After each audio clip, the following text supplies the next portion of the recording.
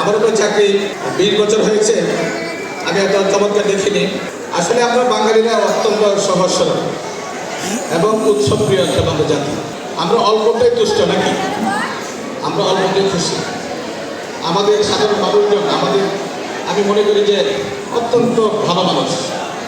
এই দেশের মানুষ খুবই সাধারণ মানুষ, খুবই ভালো মনের মানুষ। আমরা অল্পতে যেমন খুশি হই, তাই না?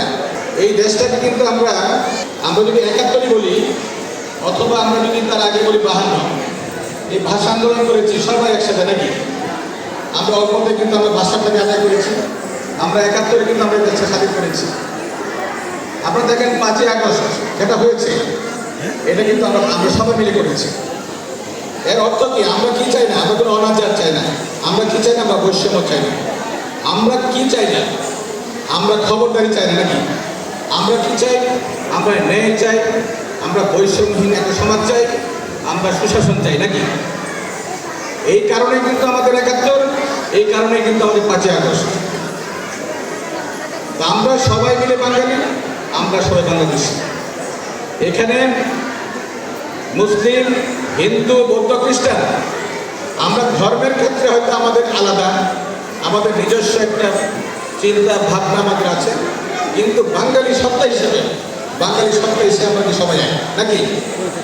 বাঙালি সত্তা হিসেবে কি আমাদের সবাই এক? আমাদের একজন বৌদ্ধ যদি থাকেন এই দেশটা, আমাদের যদি একজন হিন্দু থাকেন এই দেশটা, আমাদের এই দেশের জন্য মুসলমান সবার এই দেশ, এখানে যারা খ্রিস্টান সবার এই দেশ। এই দেশকার গরিবের, এই দেশ ধনী, এই দেশ কৃষকের, এই দেশ মজুরের নাকি? এই দেশ সবার। আমরা যেন মনে করে সেটা ধারণ করি। এই দেশ কোনো সংখ্যালঘুর দেশ না, এই দেশ কোনো সংখ্যাগুরুর দেশ না।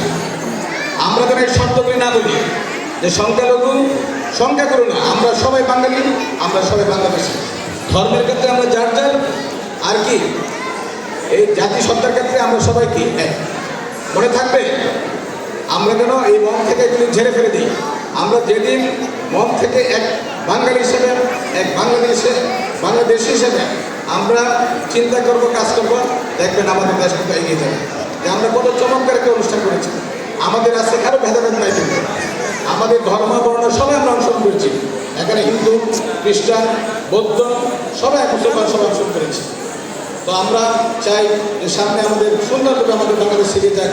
আমাদের প্রত্যেকটা মানুষ, সে গ্রামের, শহরের, সব জায়গার মানুষ, সে তার অধিকার, তার মৌলিক অধিকার সব কিছু তার ফিরে পাবে। তার ভোটাধিকার ফিরে পাবে, তার চাকরির অধিকার ফিরে পাবে, তার আবাসনের অধিকার ফিরে পাবে, তার শিক্ষার অধিকার ফিরে পাবে, তার সমস্ত মৌলিক অধিকার ফিরে পাবে।